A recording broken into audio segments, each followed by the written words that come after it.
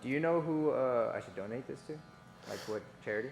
If you guys are in the comments and you guys know where he should donate his hair, drop the comment below so that way we can go ahead and get this hair donated.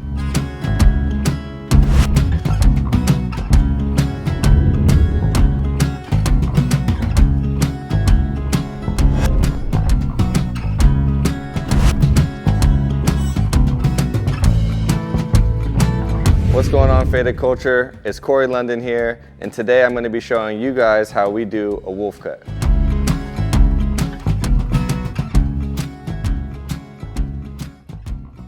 When you're tackling something like this, when you're tackling hair that's so long, I normally like to make a first initial big chop. And the way that I do that in determining length is determining where the nape or where the hair in the back is going to sit. So with hair like this and the hair wanting to be donated, I'm going to go ahead and get this hair into a ponytail and make an initial chop, and that's how I'll start this haircut. Okay, about right there. Got about, damn bro, a few feet of hair to donate. If you're looking for shears that sharp that can cut through something this dense, go ahead and get your Faded Culture shears, fadedculture.com. When you're working with long hair, I always like to take the time to take the client to the shampoo bowl. And with his hair texture, his hair is so dense. So I really want to make sure I get this hair completely saturated to save my wrist and my water bottle.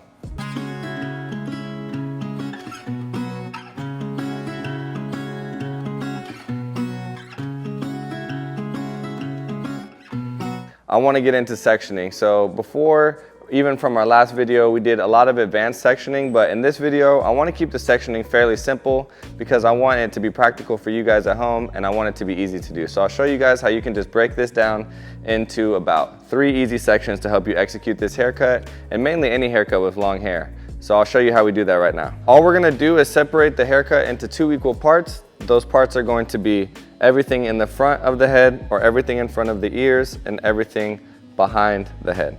So the way that we determine that, setting the comb on the top of the head, seeing where the head rounds, that's where you will start to get into the back of the head, and that's my basically determining point of where I'm going to separate the hair from the front and the back. So like you saw in the previous video, I'm going to use my thumb as an anchor, using my finger to my thumb. Separate the hair, you can see how easily that separates. I have a nice clean section there showing how we can separate the front from the back. So now you can see we have 2 sections here, 2 equal parts on the front of the head, and we have this section here in the back. And the back is always where we're going to start. It's got the most amount of real estate, the most amount of work, and you can see once the back is going to be finished, connecting those to the sides and the top will be incredibly easy. These are your mapping sections, and then the section that we're getting ready to create will be your cutting sections, because that's where we'll start our first initial cut. We'll create a center profile section from the top all the way down to the nape. Use our fingers to separate the hair there, pull it apart. Go ahead and get this first section out of the way. The client expressed that they want something super messy and textured in the back, so this is the way that we're going to create that. We're going to essentially just create layers in the back. And all we're going to do is be removing internal weight and determining what our external shape is going to be right now. Away. This hair here does not have high density, end up cutting into that a little bit later. So I'm just mindful of that, knowing that whenever this hair is going to be falling, it's going to be getting pushed up by this hair here on the bottom. Here we go. Starting with our feather razor, that'll be this tool here. I'm going to determine my external length. He wants it to sit around the length of his shoulders, so that's where I'm going to start working from the outside in.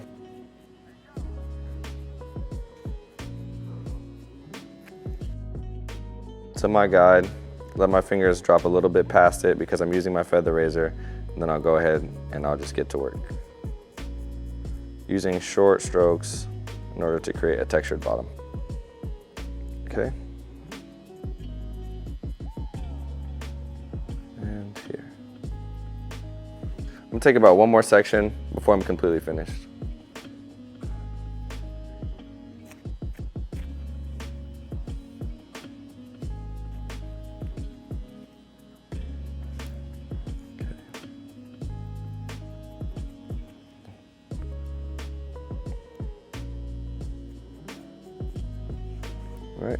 So something nice and textured there on the bottom. Round, so it's following the head shape, so we'll create a little bit of length here in our corners, which will be dope and playful later on. Whenever you're doing a haircut, you kind of want to look and see the style of the client. And I saw his style whenever he came in today, and I can tell that he could rock something that's a little bit more edgy. So that's why I went with something round, something playful, something that he could really use that would be dope. So now I'm just going to mimic that exact same process on the other side. All right, so now I have the bottom of the haircut, or basically my line. So now what I'm going to do is I'm going to bring this hair out directly from the head horizontally, and then I'm gonna cut it vertically to match this back here to get rid of all the weight inside of the haircut. So now I'm gonna switch from my feather razor over to my faded culture shears.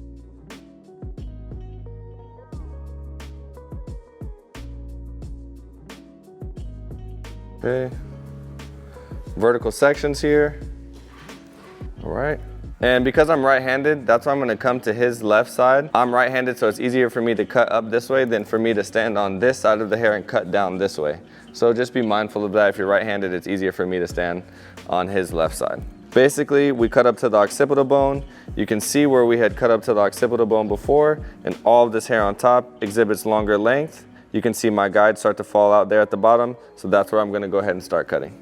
So instead of blunt cutting, which would be just going in like this and cutting the hair, I'm gonna point cut this haircut because I had texture come through the bottom, so I wanna have texture continue to flow through the top. It'd be hard for me to kind of create texture unless I was coming from the top this way. So what I'm gonna do is I'm gonna take tension off and I'm gonna apply texture this way. Bring the hair back out, combing through, find my place again, tilt the hair up and cut my texture.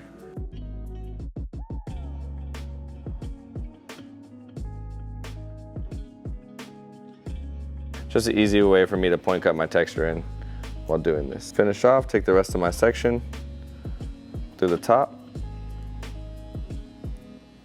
This way. You can see my guide, and I'm just gonna cut.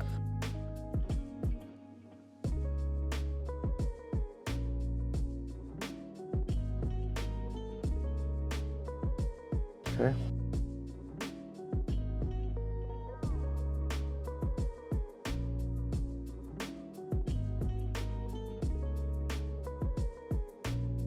Now you can see where this hair starts to sit here at the back and all the texture that we've created compared to something just sitting with so much weight like this. See where all the weight falls down to the very bottom compared to where my weight is distributed throughout the hair through layers.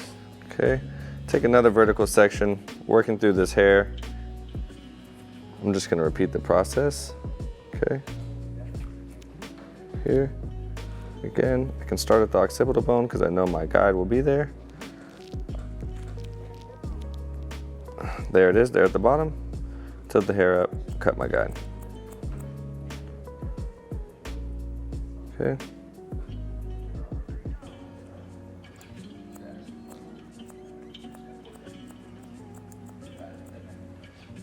Okay.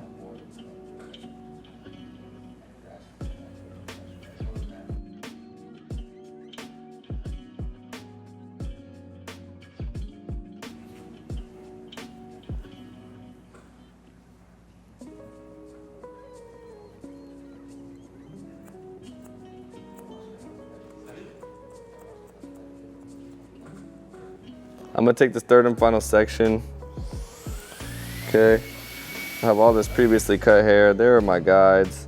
You can see it clear as day. I'm just gonna go ahead and lean it up, cut it down. Okay, this hair is extremely thick, so you wanna make sure that you are applying a little bit of pressure with your shears, but with my faded culture shears, honestly, it cuts through it pretty easily. So if you're looking for a durable shear that can cut through coarse hair like this, I definitely recommend these shears to anybody.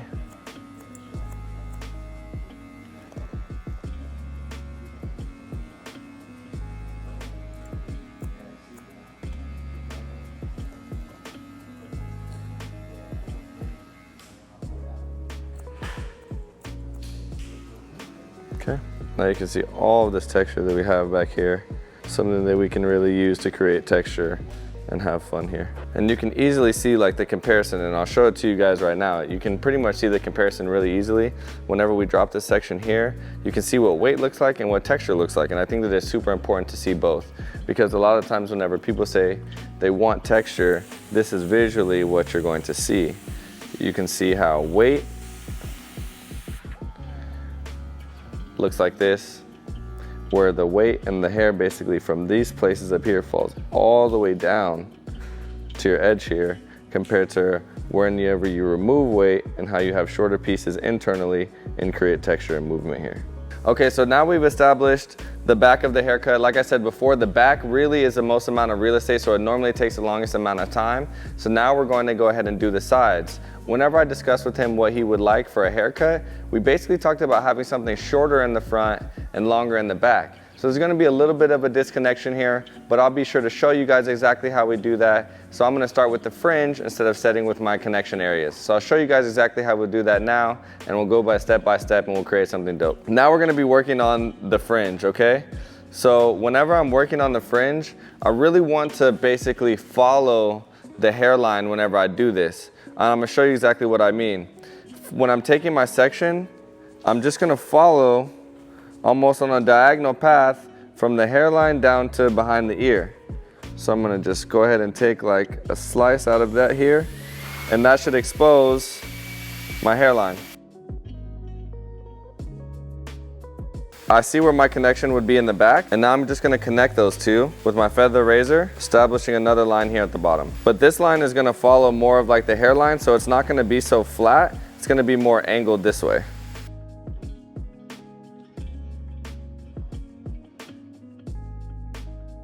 So now that I've established where the hair falls in the front of the ear, I'm gonna connect that from the top. And now I'm just gonna connect these 2 points like this. Now here's where the connection comes.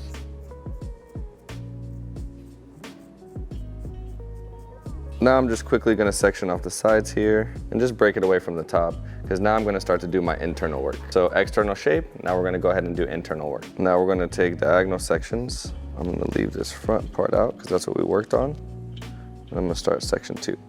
Yep. Comb comes in, up, out. I still have a little bit of that fringe as my guide from up there. So now I'm just gonna connect. Boom, just like that, okay? Because I want something like this, okay? Where you have nice flared edges, okay? And something internally really structured that follows the head shape, okay? Now I'll move on to the next section. Okay, diagonal, you can see my guide. I'm just gonna cut.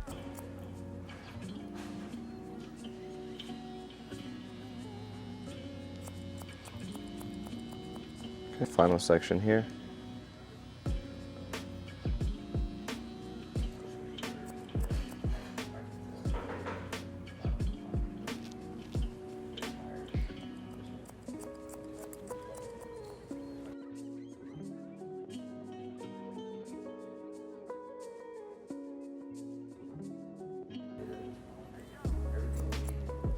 Now we're gonna go ahead and finish off the top, probably the fastest, quickest, and easiest part, because I'm just gonna use the guide from the front and take it through the rest of the top of the head. Gonna make sure I go ahead and groom the hair. Okay, straight back, take a center profile section like so, boom. Okay, using this as my guide. Because I'm gonna be leading to length in the back, I'm gonna cut it with a little bit of a triangle shape, but instead of it being longer in the front and shorter in the back, I'm gonna do the opposite, and it's going to be shorter in the front and longer in the back, because we're transitioning into some length back here. Okay, I'm going to create that triangle shape with my comb and my fingers. Let those things come up, up, up, and then there will be my guide. And I'll cut this way from the back to the front. Okay. Get the hair out of the way, groom again, triangle, comb comes up, see my front cutting section, and cut. It can be overwhelming whenever you're cutting so much hair, like you can see that there's hair everywhere. But it just comes with cutting long hair. Just stay patient, stay diligent. Go ahead and make sure I grab this final section. Again, just following that triangle shape. See my guide.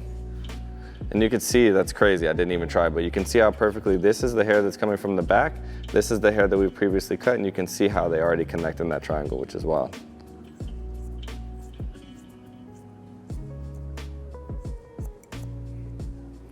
Again, I'll just come through again, make sure that it's all cut. There's no long pieces, and there is, so we'll just go ahead and cut these to finish. Done. Let's go ahead and finish that off. The last two sections on this side. Okay. Okay, triangle. There's my guide from the front.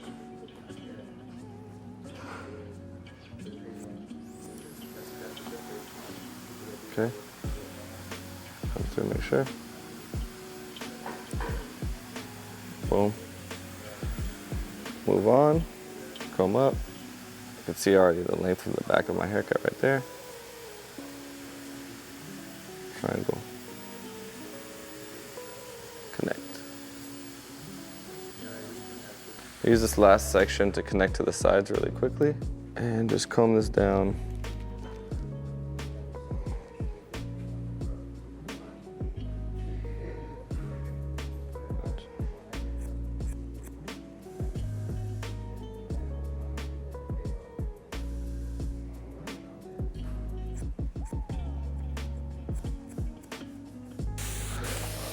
So the saturation doesn't have to be extremely heavy.